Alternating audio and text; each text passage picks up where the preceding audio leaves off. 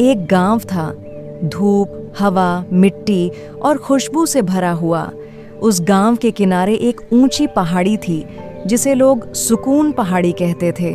कहा जाता था कि वहां बैठने वाला इंसान कुछ देर के लिए दुनिया की सारी भागदौड़ भूल जाता है। उसी गांव में रहती थी अन्वी, एक शांत, सरल दिल की लड़की।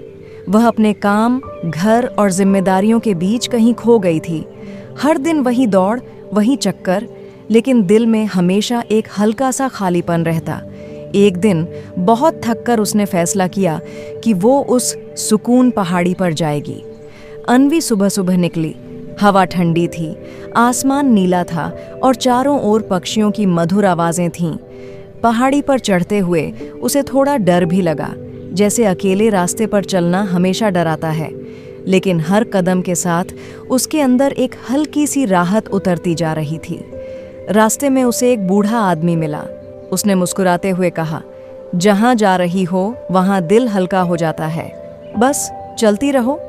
उसकी मुस्कान में एक अजीब सी गर्माहट थी, जैसे दुनिया में अभी भी भलापन बाकी है। चोटी पर पहुंचने का एहसास, अन्वी जैसे ही पहाड़ी की चोटी पर पहुंची, उसके कदम खुद ब खुद रुक गए।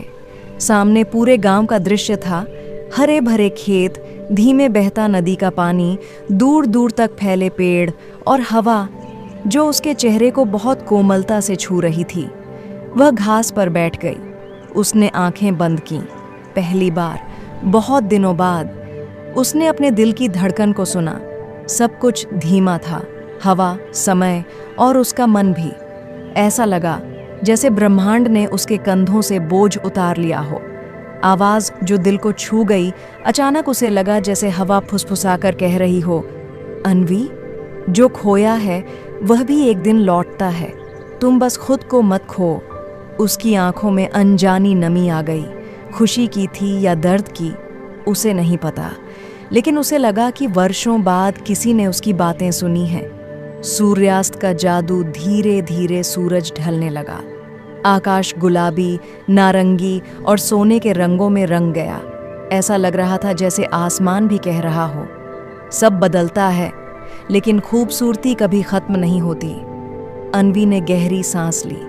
हवा में फूलों की महक थी और दिल में एक नई शांति। वापसी जब वह उतरने लगी तो उसके कदम पहले से हल्के थे।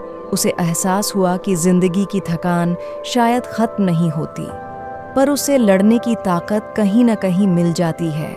कभी किसी पहाड़ी पर, कभी किसी हवा में और कभी अपने ही अंदर। उस दिन के बाद अन्वी ने हर हफ्ते उस पहाड़ी पर जाना शुरू किया।